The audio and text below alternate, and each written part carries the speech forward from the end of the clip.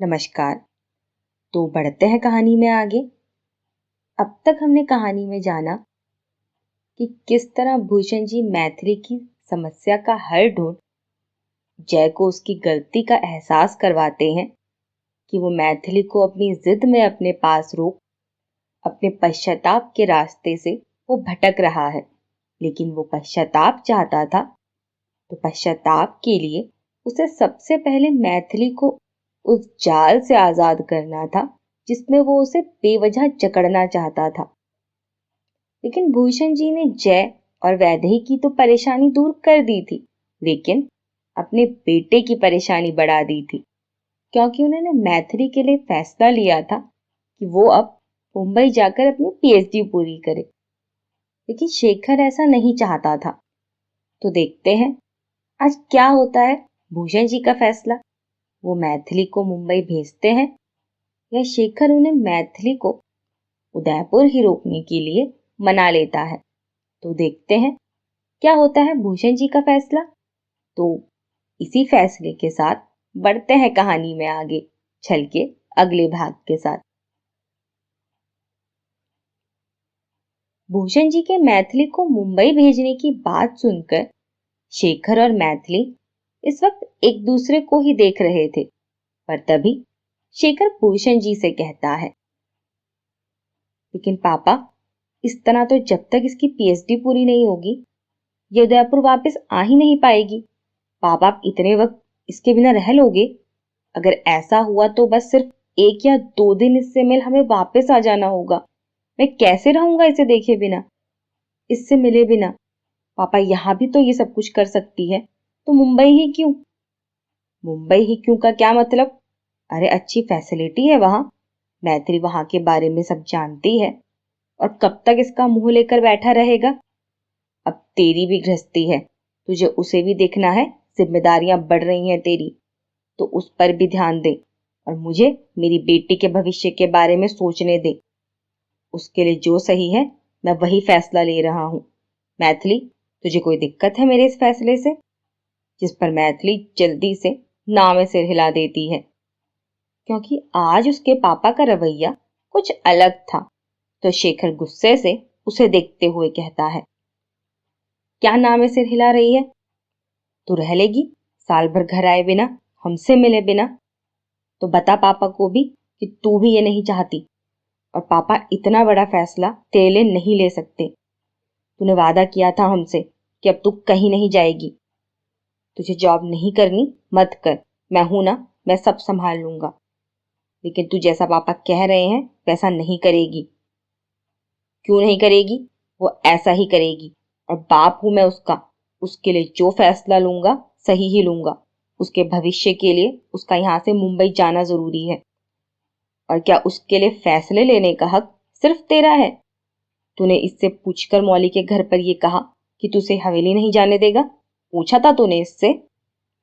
लेकिन भूषण जी की ये बात सुन शेखर और उसी के पीछे खड़ी मौली भी चौंक गई थी कि भूषण जी को सब कैसे पता चला। तो दोनों ही तृप्ति और मैथिली को देख रहे थे, जो अब अपना सिर झुकाए हुए थी, जिस पर भूषण जी शेखर और मौली दोनों को देखते हुए कहते हैं, इन दोनों को क्या देख रहे हो? इन्होंने भी तुम दोनों की तरफ कुछ नहीं बताया मुझे। क्या सोचा था तुम चारों ने कि तुम कुछ नहीं बताओगे तो मुझे कुछ पता नहीं चलेगा? और तू क्या कहकर आया वहां कि मैथिली अब कभी हवेली नहीं आएगी? कौन होता है तू उसे रोकने वाला? ठीक है, जो हुआ वो गलत था, मैं ये मानता हूं, लेकिन गलत होने के बाद फिर दोबारा गलत ही करना कब से सही हो गया? अपनी बहन के लिए तुझे बुरा लगा, लेकिन अभी जो एक परिवार हमसे जुड़ा है, हमारे हर रिश्ते जुड़े हैं, अपनी बच्ची की ही तरह मैथिली को प्यार देते हैं वहां सब, और तू उन्हें ये कह आया कि मैथिली अब वहां कभी नहीं आएगी? यहाँ आ मेरे पास, और मौली तू भी आ। शेखर और मौली दोनों भूषण जी के पास आते हैं तो वो उन दोनों का हाथ एक दूसरे के हाथों में देते हुए बहुत शांति से कहते हैं, इस साथ से 2 परिवार आपस में एक हुए हैं, और ये तुम दोनों की ही जिम्मेदारी बनती है कि इस परिवार का एक भी पत्ता ना गिरे, ना बिखरे, क्योंकि अगर कोई भी अलग हुआ तो उसका नतीजा पूरा परिवार भुगतेगा। शेखर, तेरी मैथिली को लेकर फिक्र और नाराजगी मैं समझता हूँ, क्योंकि कुछ बातें ऐसी हुई वहां जो तेरे क्या मेरे ही बर्दाश्त के बाहर है। लेकिन बेटा, इसका मतलब ये तो नहीं ना कि जो परिवार एक है उसका एक अहम सदस्य उससे दूर हो जाए। इससे क्या होगा जानता है? जिसे तकलीफ से बचाने के लिए ये सब तूने कहा, वो खुद सबसे अकेली हो जाएगी। सब साथ होंगे पर एक वही होगी जो अकेली होगी। अब अपने भाई का फैसला नकार दे, ये मैथिली कभी नहीं करेगी।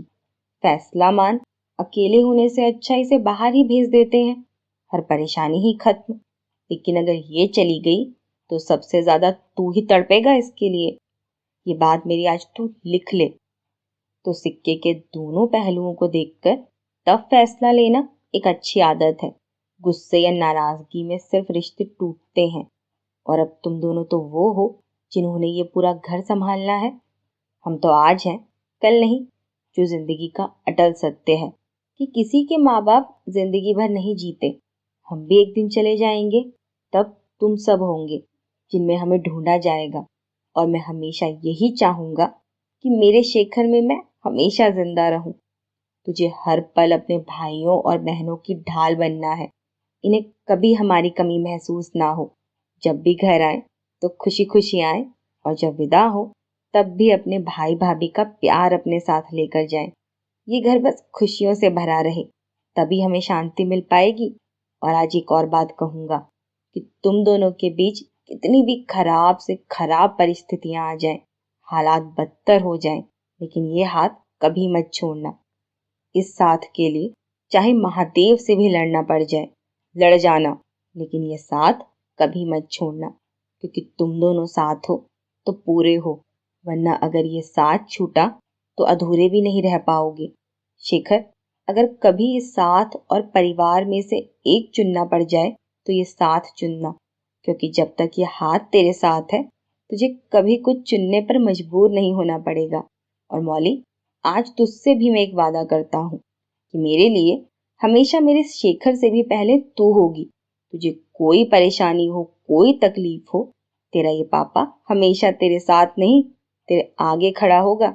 बस इस घर को हमेशा खुशहाल रखना। अपने इन नंदों और देवर का ख्याल रखना। कोई गलती हो जाए इनसे तो बच्चे समझकर माफ कर देना इन्हें, लेकिन इनका ख्याल रखना।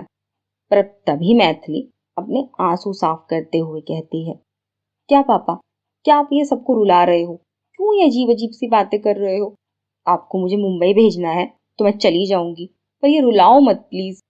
लेकिन अब तभी शेखर भूषण जी के गले लग रोने लगा था, तो भूषण जी भी अपने आंसू साफ करते हुए कहते हैं, शेखर, तू रो क्यों रहा है? अरे कहीं नहीं भेज रहा मैं इसे, बस तुझे बताने के लिए तूने गलत किया, मैंने ये सब कहा। और बातों बातों में आज जाने क्यों दिल भर आया। शेखर, तू कब से इतना कमजोर पड़ने लग गया? तू तो मेरा सबसे लायक बच्चा है। अरे तुझे देख तो मेरे जीने की इच्छा और बढ़ जाती है। लेकिन बेटा, एक ना एक दिन तो सबको जाना है ना। महादेव ने सबके जाने का समय लिखा है, तो तू रोक सकता है उसे? पर अब शेखर भूषण जी से अलग होते हुए कहता है, पापा आज क्या हो गया है आपको? क्यों इतनी गलत बातें बोल रहे हो? आप जानते हो मैं नहीं सुन सकता ये, और आपको कभी कुछ नहीं होगा। आप ऐसा बोलते हो तो मेरा दिल बैठ जाता है। आपके बिना मैं कुछ नहीं हूँ। आपका साथ मुझे हमेशा चाहिए। अगर मुझसे गलती हुई है तो दो थप्पड़ मार लो, पर ये बातें मत कहो। मैं माँ को पहले ही खो चुका हूँ। अब आप अपने बारे में इस तरह मत बोला करो। मैं जी नहीं पाऊंगा पापा, मैं नहीं जी पाऊंगा आपके बिना। पर तभी मैथिली गुस्से से खड़े होते हुए कहती है, अरे बस करो आप दोनों, पता नहीं क्या अनाप शनाप बोले जा रहे हैं। आप लोग क्या पागल हो गए हैं जो कहीं की बात कहीं ले जा रहे हैं? मुझे ना भाई से बात करनी है ना पापा आपसे। आप दोनों मुझे सिर्फ रुलाते हो, मुझे यहाँ रुकना ही नहीं है।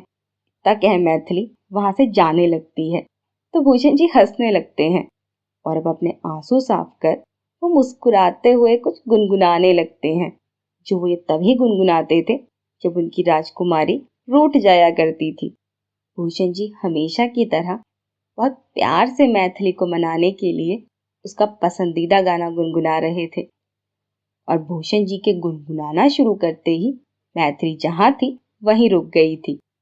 और भूषण जी शेखर और तृप्ति का हाथ पकड़ गुनगुनाते हुए ही अब मैथिली के पास आ जाते हैं। तो अब वो अपने पापा के गले लग सुबकने लगी थी, जिस पर भूषण जी उन तीनों को अपने गले लगा लेते हैं। पर मौली की आंखों में भी इस वक्त आंसू थे, तो भूषण जी उसे भी अपने पास बुलाते हैं, जिस पर वो भागते हुए उनके पास आकर भूषण जी के गले लग जाती है। तो भूषण जी उसे अपने गले लगाते हुए कहते हैं, मौली क्या हुआ, तू क्यों रोने लगी? पर अब तभी मैथिली अपने आंसू साफ करते हुए कहती है, तो क्या करेंगी भाभी, हंसेंगी आपकी बात सुनकर? आज मैं एक बात समझ गई कि भाई ना बिल्कुल आप पर गए हैं।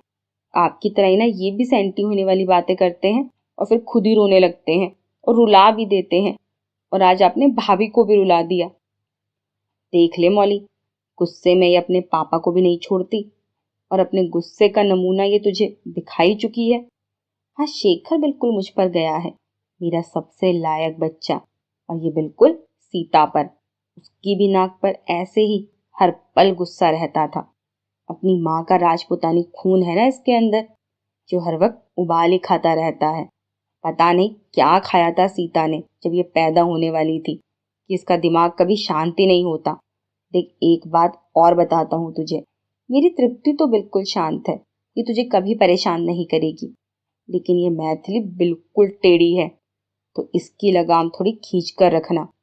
और कुणाल भी बिल्कुल शांत है, बस इस पर अपने बड़े होने का रोब जमा कर रखना, वरना ये जैसे हमारे सिरों पर बैठी रहती है वैसे ही तेरे भी सिर पर बैठ जाएगी, तो इस पर थोड़ी सख्ती रखना। भूषण जी हंसते हुए कहते हैं। तो अब सभी हंसने लगे थे, सिर्फ मैथिली को छोड़कर। तो भूषण जी मैथिली को अपने पास लाते हुए कहते हैं, वैसे ये आंखें मत दिखा, तुझे मुंबई नहीं भेज रहा लेकिन कहीं और भेज रहा हूँ। तू बहुत दिन से एक सोलो ट्रिप पर जाना चाहती थी, तो तू जा सकती है। गोवा जाना था ना तुझे, तेरा हार्ट ठीक होता है तो घूमा, फिर डिसाइड करना कि तुझे क्या करना है। शिखर ठीक है ना? तू और मौली अपनी ट्रिप से हो आओ, तब तक इसका भी हार्ट ठीक हो जाएगा। तो आकर वहां इसके लिए जो भी अच्छा हो बुक कर देना। इस पर शेखर हाँ में सिर हिला देता है। पर अब मैथिली भूषण जी के सामने की ओर आकर अपना एक हाथ अपनी कमर पर रखते हुए कहती है, पापा, गोवा मुझे जाना है, वहां घूमना मुझे है, तो ये परमिशन शेखर से लेने का कोई रीजन है? मतलब शेखर के बिना आपका खाना भी हजम नहीं होता ना पापा? तो अगले 4 दिन क्या करोगे? शेखर तो यहाँ है नहीं, अब कैसे सब पूछ पूछ कर करोगे शेखर से? मतलब हद होती है पापा, मेरी ट्रिप वो भी भाई सेलेक्ट करेंगे, मुझे जाना ही नहीं है। ये तो वहां भेजकर भी मुझसे भजन ही करवाएंगे। आप सब मेरे साथ ऐसा ही करते हो, मुझे जाना ही नहीं है। इतना क्या मैथिली रूनी सूरत बना अपने कमरे की ओर जाने लगती है, तो सब हंसने लगे थे, जिस पर वो ऊपर जाते हुए भी बीच में रुक कर कहती है, हाँ हाँ हंस लो, क्योंकि मेरी तो किस्मत ही खराब है। एक तो मेरा हार्ट टूट गया, किसी को मेरी फिक्र नहीं है, और ट्रिप भी भाई के मुताबिक होगी मेरी। अब क्या कमरे में जाकर रो सकती हूँ, या उसके लिए भी भाई की परमिशन लेनी होगी? बता दो मुझे अभी। इतना क्या मैथिली गुस्से से वहां से चली जाती है। तो भूषण जी हंसते हुए कहते हैं, इस लड़की का कुछ नहीं हो सकता, लेकिन शेखर तू देख लेना जरा, कुछ दिन घूम आएगी तो खुश हो जाएगी, फिर जो करना चाहेगी वो अच्छे से सोच पाएगी। लेकिन तुम दोनों की कल निकलने की पैकिंग हो गई ना? ऑलमोस्ट हो गई है पापा, बस थोड़ा छोटा मोटा सामान है, बस वही रखना रह गया है, वो भी रख लेंगे हम। और इसके जाने के लिए फ्लाइट्स, होटल मैं सब बुक कर दूंगा, आप चिंता मत करो। पापा, मैं और मौली थोड़ा मार्केट तक जा रहे हैं, आपके लिए कुछ लाना है? तृप्ति, तेरे लिए कुछ लाना है? नहीं, मुझे तो कुछ नहीं चाहिए। मुझे भी कुछ नहीं चाहिए भाई। ठीक है, तो हम हो आते हैं। मौली चले, आते हैं पापा। जिस पर अब मौली और शेखर बाहर की ओर निकल गए थे, तो भूषण जी भी अपने कमरे की ओर चले जाते हैं और तृप्ति अपने कमरे की ओर चली जाती है। सुधा जी और उपासना जी अभी घर पर थे नहीं, वो आज भी शादी की मिठाई लेकर वहीं पास में रहते अपने कुछ रिश्तेदारों के यहाँ गए हुए थे। तो उनके आने में थोड़ा देर थी, तो तब तक सभी अपने कमरों में आराम करने चले गए थे। वहीं आज घर लौट जय बहुत खुश था।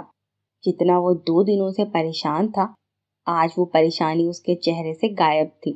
वो घर पहुंचता है तो उसका सर्वेंट उसके हाथ से बैग लेकर उसके लिए पानी लाता है।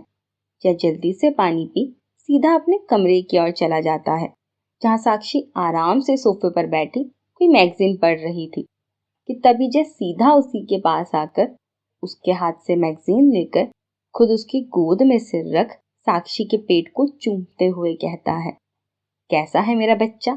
सॉरी, पापा को आने में देर हो गई। आपने मिस किया पापा को?